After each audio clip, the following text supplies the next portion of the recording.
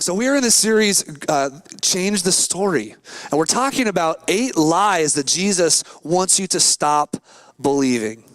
There are lies that I think that our culture tells us, that we tell one another. Maybe we just just instinctively believe about ourselves, about our world, about our place in this world, about our future. And there are 8 lies that Jesus wants you to stop believing. For some, it's this story of their life that needs to change. For others, it's the story of a friend or a family member or a neighbor. You're believing for that story to change. And for many, it's the story of our community or this world. God, I want you to change the story. For many of us, that we can look at this campus or the school campuses around our community and say, God, would you change that? For others, it's maybe the organization you work for. God, would you change the story there? We're in desperate need of a story change, of a God that you would not take your hand off the pen. Keep writing our story. And for some of you, you kind of feel like maybe it's too late for your story to change. Peter, I've got too much story already written. The plot's already too far. I'm already going off the rails. My life is, you don't know the family I grew up in. You don't know the mistakes I made. You don't know the wake of destruction in my past. It's too late for me. But I pray, I've been praying throughout this whole series that as people walk in thinking, there's no way my story can change, that we would walk out of here week by week with a little more hope to go, God, you are good. And we can see that throughout all of history, you have been changing and writing and sometimes rewriting the story. And today we're going to cling and look to you. And here's the deal. We can't be like Michael J. Fox and go back in time and try and go change the future. In fact, if you take that plot story, you realize if you go back to the future, I'm confused already. If you go back in time to change the story, it messes everything up. That's why you have to have a sequel, Back to the Future 2, which was the lamest of all the 3. But you go back and realize I messed up the story, and now I've got to have a Back to the Future 3 to see if we can fix it all. Because you can't go back in time and fix your story. But what we can do is trust in the Savior, this hero of our story, to say, would you begin to change my perspective? Would you begin to heal my brokenness? Would you begin to give me hope where I've been hopeless? And from this day, would you begin to help me make changes in my life that would change patterns or change the way I think or change my perspective? You see, many of us, we just feel like we're in this holding pattern, circling the runway, circling the runway, circling the runway. Do we ever get to land? Do we ever get to find hope? Do we ever get to find answers to our questions? And often when we're in that holding pattern, some of you have been there. This is the captain speaking. We're not cleared for landing yet. And you're like, oh boy. I've got to pee, and they already told us like we can't move. So is it okay to pee? Have you ever been there where you're like, I have to go to the bathroom so bad, but we're now, and then they're like, we're still going to circle, and you're like, no, can we not circle anymore? Because I still have to go to the bathroom. Like, what's going on? At one point, I remember I was looking. Have you ever had that moment where you're like, okay, is it maybe TMI, too much information? I had to pee so bad on a flight one time. My rear was off the seat. You know how you have to do whatever it takes so you just don't pee your pants. I was like, I'm an adult. I'm married. I have children. I'm sitting next to my wife, and she's like, what's wrong with you? And I'm like, oh, I have to pee so bad. Oh my goodness. And we're circling, and my legs are locked to the seat in front of me, and I'm just like, I gotta do whatever it takes. My eyes are turning yellow. It was the whole deal. You ever been there where you're just like, holding pattern, and life can feel that way where you're just like, is this ever gonna change? And it's in those moments that we begin to believe lies, like the lie of, is it possible for a 38-year-old man to pee his pants on a plane? You start to believe that, yeah, yes, it is possible. You begin to believe lies about your circumstances, your situations, your story, about your family, about the abilities you have, about how good you are, how talented you are, what your future is. And we've been talking about lies the last couple of weeks. The first week we talked about the first lie, that I am not worthy of love and belonging. That's an ugly lie. And some of you have believed it too long. Last week we talked about the lie that says, I'm trapped in my circumstances. It can never change. This is just who I am. This is the family I grew up in. My dad was this way, my grandpa was this way. I'm just going to be this way. My mom was this way, my grandma was this way. This is just how it is. I'm trapped in my circumstances. This thing happened to me when I was a child. I've never been able to recover from it, and I never will. I'm trapped in my circumstances. And both of these lies prevent us from the story that God wants to write in our lives. But you can't replace a lie with nothing. I'm just not going to believe that lie and it's going to move on. You have to replace it with something, or else it comes back with some friends, some more lies. You have to replace it with something. with truth. You have to replace the voices in your head that are telling you lies with the voices that are telling you, speaking you truth. That's why Jesus says you will know the truth. You need to know the truth, hear it, clearly hear it, understand it, and know it, and it will what? It will set you free. You'll find freedom. That's why Paul says, don't conform to the patterns of this world, but let the transforming, the renewing of your mind happen. Be renewed, be transformed. Let God change the way you think. Get those lies out of your head and let God speak his truth into you. Every truth that you've ever needed to hear, God has already spoken it over you. You just need to hear it, receive it, and go, okay, this is who God says I already am. This is what God already did on the cross. Jesus isn't going to crawl back up on the cross for you. He already did it. Everything you need to hear has already been said. Everything you need done, it's already been done. It is finished. Stop believing the lies. Move forward. We talked about the truths that you need to hear. Truth number one, week number one.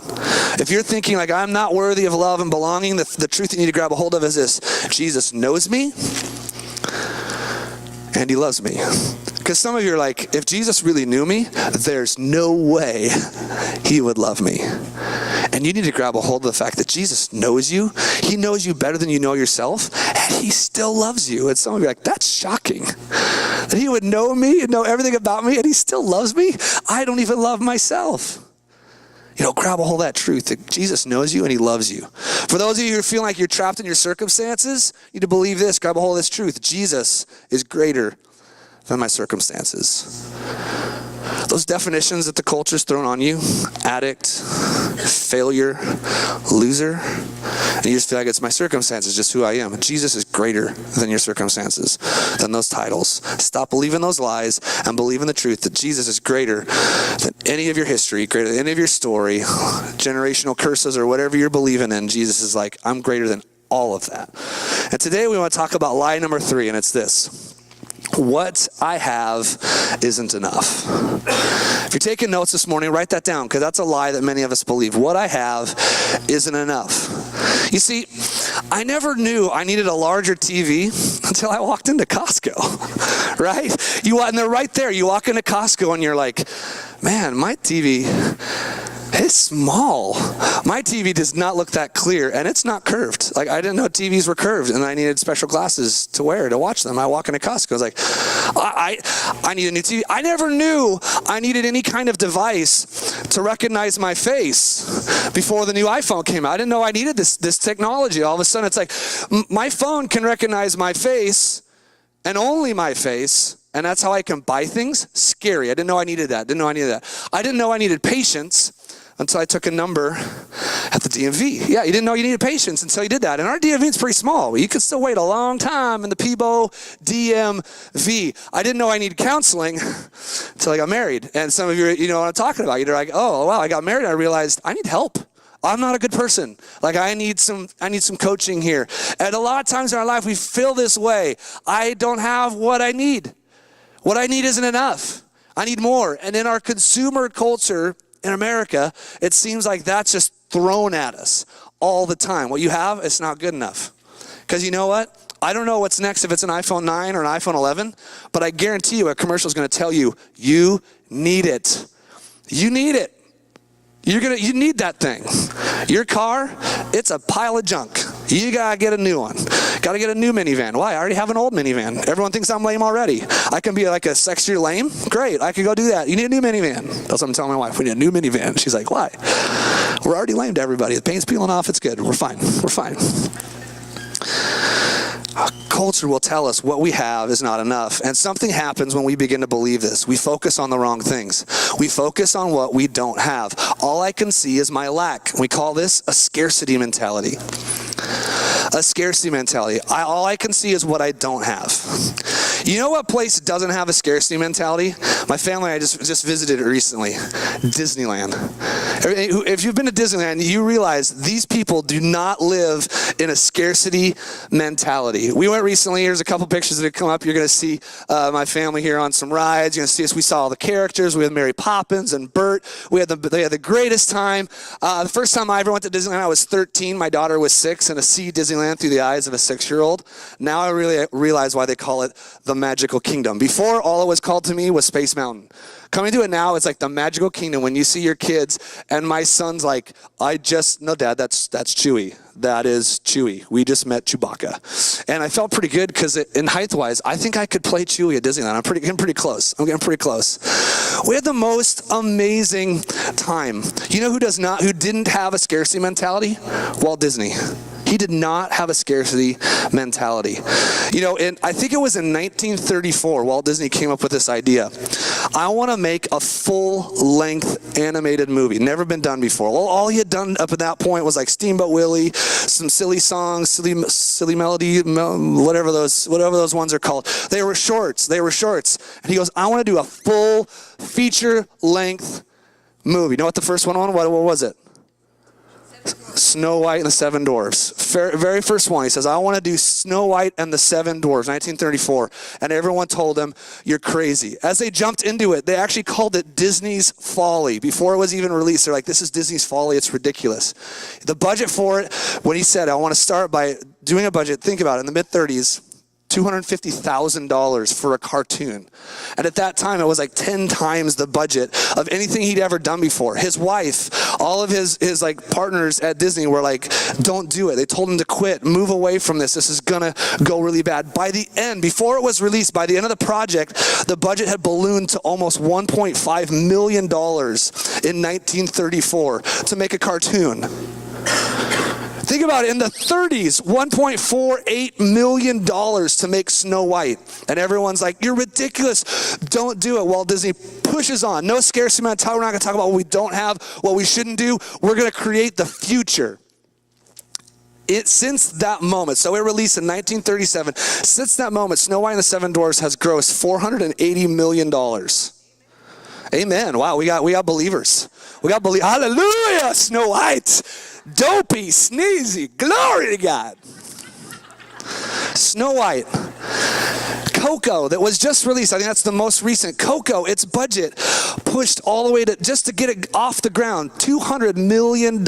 So Walt Disney pushed from $250,000 to say, one day there'll be a little Hispanic kid on a screen. It's going to cost us $200 million to pull that off. Not a scarcity mentality. Well, we walked around every corner of Disney thinking at some point, I'm going to see the guts of Disney. I'm going to see somewhere where there's a door that opens up and Mickey's taking a smoke break. I'm tired of these kids shaking my hand. You don't see nothing of that. At some point you turn a corner and think, it can't be there. There's the trash on the ground. There's no trash on the ground. At some point I'm going to eat something. I'm like, yep, cafeteria food. Everything we ate was amazing. The bar was so high, I walked away with my mind blown. The fireworks shows, are you like, every night? You do this every night? One, ridiculous how much money we're like, that's why it's so expensive. But I tell you what they don't have, a scarcity mentality. That they don't talk about what we don't have. They go, let's push the envelope. When we got to the top of Big Thunder Mountain, what do we see? Star Wars land. It looks amazing. If you're a Star Wars geek, just wait. It looks crazy. Like they weren't happy with the way the pier was in California Adventure. So they're like, we're going to transform it, make it Pixar Pier. It's good enough. It's good enough. They're like, it's not good enough. We don't have a scarcity mentality. The bar will never move.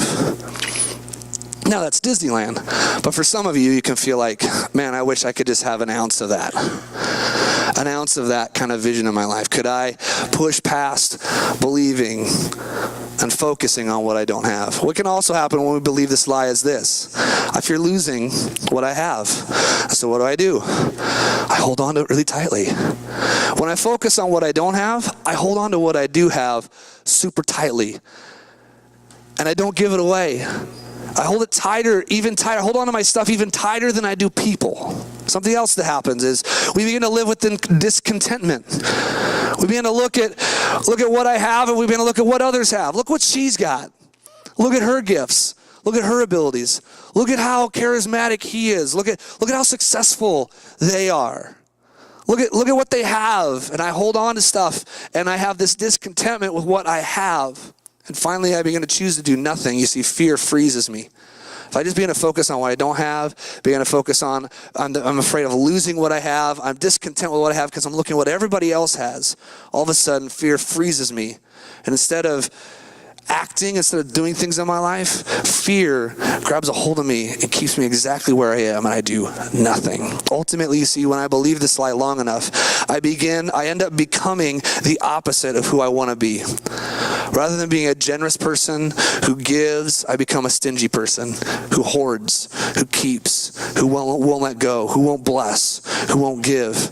And if we are here today because a generous God freely gave, that God's love was just scattered all over humanity and he gave, we cannot sit here in a scarcity mentality and begin to hoard and to hold on to. We need to follow in his footsteps and say, I will continue to give as well, to live out generosity. I mean, I believe that Jesus has asked us to help change the world, to help change the story in this community and beyond. See, many of you at some point in the next 5 years will become deployed.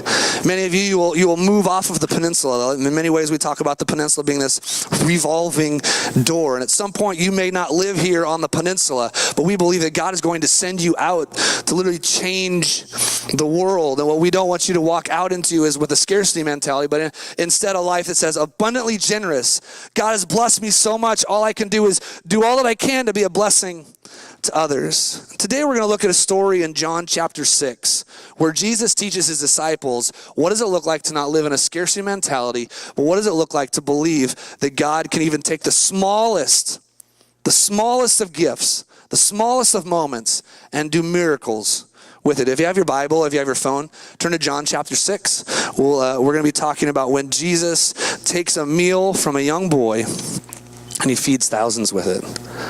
To set the stage in this moment, what's actually taking place is Jesus is trying to get away from the chaos of ministry because he's grieving. His cousin, John the Baptist, has just died. In fact, he's been executed by Herod. And Jesus is trying to get away to grieve the loss of his cousin, of a family member. And he and the disciples go across the Sea of Galilee to try and escape the crowds.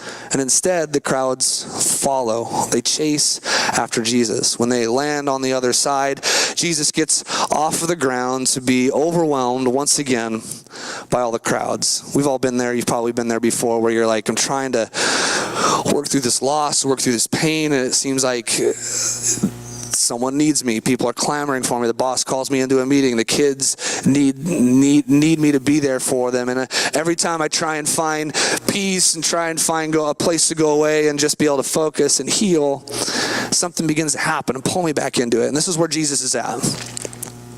And I wonder if Jesus was tempted to think, I don't have enough for you. When these people are like, Jesus, we need you. Can you heal us? Jesus, can you speak truth to us? Are you the Messiah? Are you going to change the world? Jesus could have easily been in this moment. I don't have anything for you. Go away. Instead, Jesus, not coming from a scarcity mentality, from a generosity mentality, goes the opposite way. Instead, actually, one gospel writer says that Jesus looked at them and had compassion upon them. Rather than being like, you guys again? He has compassion upon them. It says in John 6, verse 5, Jesus soon saw a large crowd of people coming to look for him. Turning to Philip, he asked, where can we buy bread to feed all these people? It says he was testing Philip, for he had already knew what he was going to do. He was testing Philip. He already knew what he's going to do. You see, God sometimes might put us into a situation where we have to learn to depend on him. Side note, Philip, probably out of all the disciples, may have been the one who would have known where to get food. He was kind of from this region, so maybe he had some kind of connections. So maybe one of the reasons why he turns to Philip is because he's like, you're kind of from around these parts. You got anybody? Can you go get some food? There's obviously a lot of people. Maybe you got some connections in this area. And look how Philip responds. Philip replies, even if we worked for months, we wouldn't have enough money to feed them. Even if. So at least Philip can see like, okay, there are solutions on the horizon. But even if time, even if amount, quantity, quality, he's got like, okay, we could probably do it, Jesus. I'm not saying we can't. But there's some definitely limitations to it, even if. And when we believe this lie, we tend to only see the impossible. We tend to only see what can't happen instead of believing that, hey, I'm with the Messiah. Philip was there when Jesus turned water into wine. He was there when Jesus healed the blind. But somehow right now he can only see the impossible. He only sees the practical. I mean, doesn't he think that maybe God isn't concerned with this kind of stuff? Maybe he's like saying, okay, Jesus is obviously, he's a miracle worker, but I mean, come on, it's like there's thousands of people that are clamoring here, and somehow he sees this moment as outside of what could be. He sees it outside of the miraculous. It says, then Andrew, Simon Peter's brother, spoke up. Well, there's a young boy here with 5 barley loaves and 2 fish, but what good is that with this huge crowd? So at least Simon Peter takes it like one step further and goes, well, we've got something. We figured this out. I got something here. Well, this boy does. But what good is that? What good is this here? I mean, side note, a barley was kind of, in those days, it was really food for animals. It wasn't even like that, like the highest quality of food. Like it was for people who couldn't afford wheat.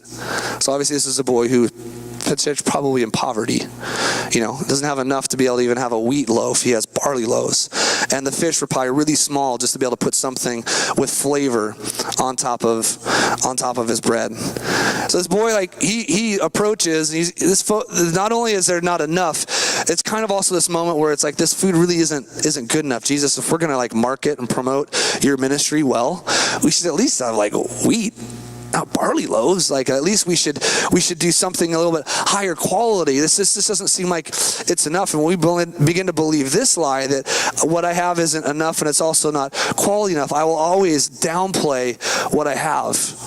And I hear people do this all the time. I do this all the time. Well, I have something, but it's just this. I mean, I can do this. I'm able to do this, but it's nothing special. And if you say that enough, you begin to believe that the gifts and the things that God's given you, you literally believe they're not special, meaning I don't have value. I don't have worth. You say that enough, and all of a sudden you start to continue to believe lies. I'm not valuable. I'm not worth it. Because you go, what I have, it's nothing special. Who I am is nothing special. At the core of my heart, like the DNA of who I am is nothing special, and my value begins to drop, and I begin to believe that lie and hear that lie. Jesus responds in verse 10. He says, tell everyone to sit down, Jesus said. So they all sat down on the grassy slopes, and the men alone numbered about 5,000. Just the men, not the women and children. So we have thousands and thousands of people. And now we see why they feel like there isn't enough. This isn't a small crowd. It's not like just a couple dozen people. There's thousands of people. I mean, think about it. Just ask them all to sit down. It's like maybe 8,000, 9,000 people. Hey, could you guys sit down? Could you tell everyone behind you and it could take like minutes, it could take like half an hour to get that kind of a crowd, no sound system, nothing. Hey, could you all sit down? Could you sit down? This is chaos. This is crazy. Now you can begin to believe, okay, now we see why the disciples are like, we can't pull this off. Barley loaves, little sardines, what are you talking about? How can we do this? It says, then Jesus took the loaves, gave thanks to God, and distributed them to the people. Afterwards, he did the same with the fish, and they all ate as much as they wanted. After everyone was full, Jesus told his disciples, now gather the leftovers so that nothing is wasted. So they picked up the pieces and filled 12 baskets with scraps left by the people who had eaten from the 5 barley loaves. They all had eaten to their full. Like everyone's just like, I'm good. It wasn't like Jesus was like, okay, I'm going to do a miracle and we're just going to like pull it off. Everyone just like, I got something. We have like our little communion little squares that we do every month. Like in my head, I'm like, is it like that? Okay, I got something. She's like, I got you something. Stop whining. We gave you something. A little cup. Everyone ate as much as they wanted, and then there were 12 giant doggy bags. Like, I got leftovers for you, and I got 12 of them. Wink, wink. Okay?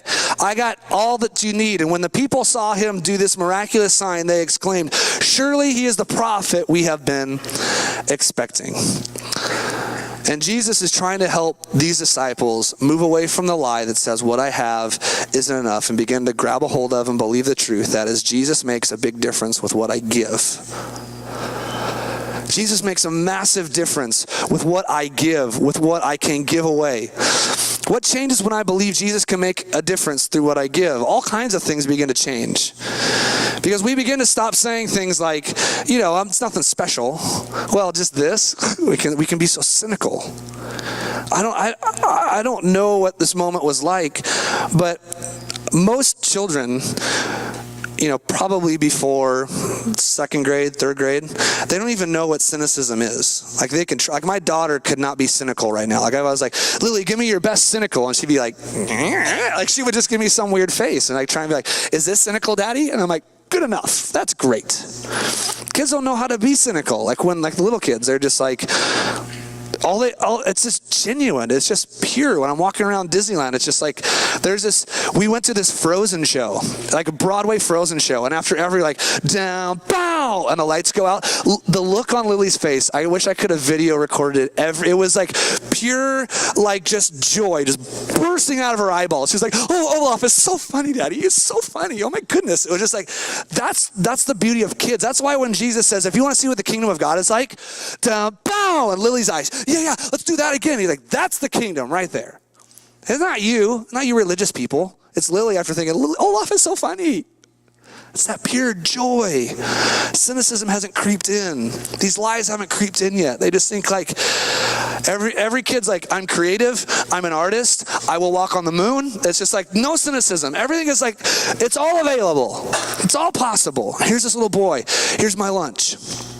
It's Jesus. It's the Messiah. I thought you said he was like the Messiah. So if it's the Messiah, yeah, here's some loaves. There's no cynicism. He's like, here, that's what I got. And what if we approach Jesus that way and begin to believe that Jesus will make a massive difference with what I give, no matter what I give? There's just a few things as we kind of just quickly end the gathering this morning that I want you to write down and I want you to think about as you think about this story. The first thing is this. When I begin to believe that Jesus makes a big difference with what I give, I begin to believe these truths that, okay, then I'm willing to give up what I think I need. If Jesus can do a massive difference with what I give, then I'm willing to give up what I think I need. You see, when I live with a scarcity mentality, I need to hang on to what I have because I think I'm going to need it. But when I believe that Jesus provides everything that I need, I'm not consumed about thinking about what I need. If Jesus provides everything that I need, why do I need to think about what I need? I have the great provider. He gives me he blesses me abundantly. I don't need to think about what I need. Why? Jesus will continue to bless and continue to give me what I need. I'm willing to give up what I think I need because Jesus will continue to provide it. And some of you have begun to live in this space in life where you're kind of like, what I have, well, frankly, God already gave it to me. I believe that what I have right now has been a gift from God anyway. So, and then when I give that away, I look around and I go, God gave me more. Did you hear that? It's like Amazon. It's like miraculous, it's like Prime. Jesus is like better than Prime. It's like, I don't know about in your life, but it's like Prime's pretty faithful at my door. Jesus is even more faithful. It's like, 2 days. Wow, that's dangerous. I could hit that button again. More stuff just shows up. I hear about drones. Exciting. Jesus, give it away. Boom, right there, right on my doorstep. And Jesus is like, I want to continue to bless, continue to give. And when I believe that Jesus makes a big difference, I'm willing to give up what I think I need. Here's another thing that happens. I prepare for God to do something bigger than I can do. I prepare for God to do something bigger than I think I can do. I mean, did you notice that Jesus, he tells the disciples to get everyone seated. We're gonna feed them. Have everyone get seated. And I wonder if it's this moment where he's like, okay, I got these loaves.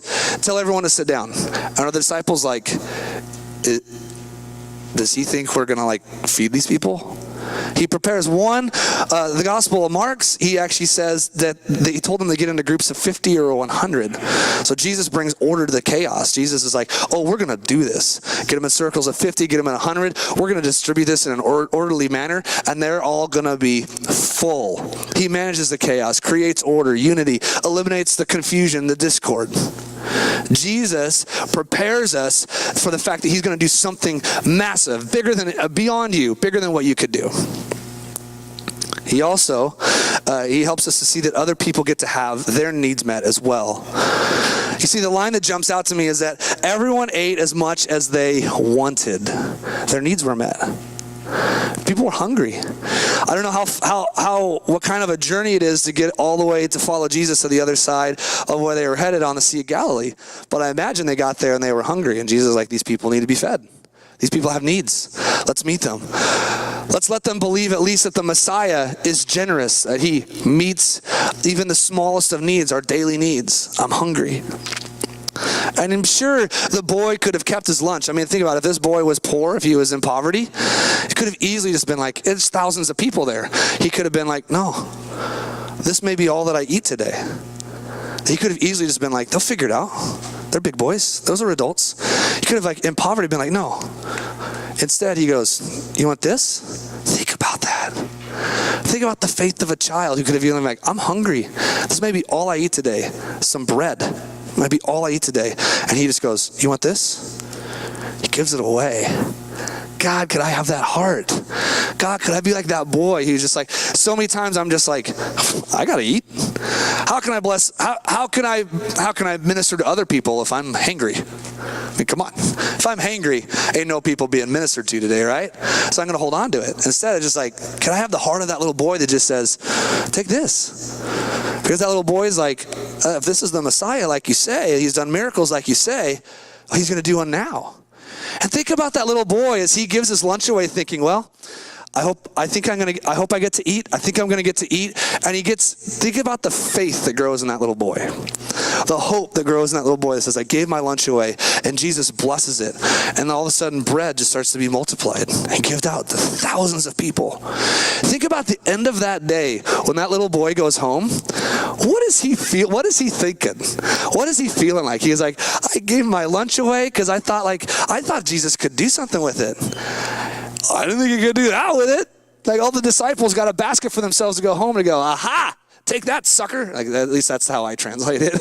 That's how I look at it. If I'm the Messiah, which I think I'm not, but I'm like, yeah, you didn't think we had enough? Here you go, sucker. Take a basket of bread home. There you go. Think that next time you doubt what I can do. But that's probably not how Jesus did that, When he gets to walk home, this boy with his faith, and all of a sudden, like, truly this is the Messiah. He took the little that I had, and he did a miracle with it. Other people were blessed. Other people had their needs met. And I really believe Jesus' solution to poverty isn't this Robin Hood mentality of like, I'm going to steal from the rich to the blessed to give to those who aren't.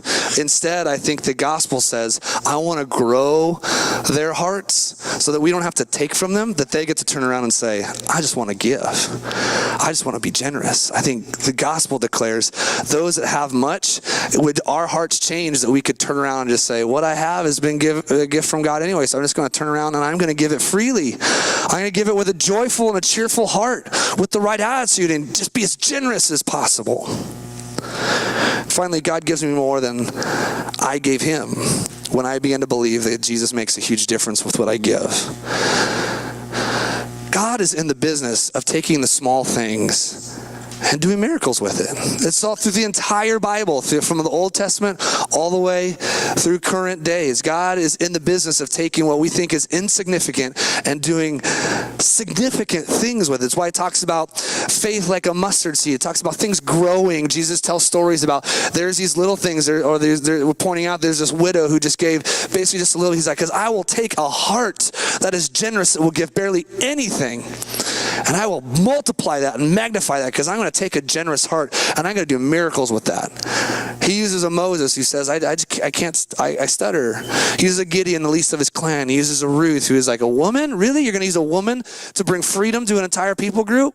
God's like, I'm going to use the insignificant. I'm going to use the foolish to confound the wise. This is my upside down kingdom. I'm the new hero of the story, Jesus is saying, and I use small, insignificant things to do massive kingdom work. And he takes this boy's barely anything, and he gives away more than what that boy gave him. Jesus told the disciples, now gather the leftovers so that nothing is wasted. 12 baskets, 12 disciples. Take that, guys. And God takes what you can give. And some of you think today, I barely have anything. What I have is insignificant. There's no value to it. God wants to take that, and and he wants to multiply it. All I do is like take care of my kids, and I just cook. What could God do? Do you know people with your same gifts every Friday night prepare a meal, and they give food away every Friday night at our Friday night gathering so that people can come, sit down, and hear the gospel? What you have is not insignificant. Well, I just work at the shipyard. Like I don't know what I have. Jesus takes the smallest, the things that we think are insignificant, but connected to a generous heart, to a beautiful heart, he takes that and he goes, I'm going to do miracles with that. I'm going to do massive things with that. And some of you who are just like, you just start your thing with like, I'm just, and then you go on. Jesus is like, no, but if you have the right heart to it's just a little bit. God's like, that's what I need. I need that little bit of faith. I need that little bit of generosity in your heart. And Jesus can take that and do massive things. And my question for you this morning as the band comes and we wrap up is this. What is God asking you to give up, or give away?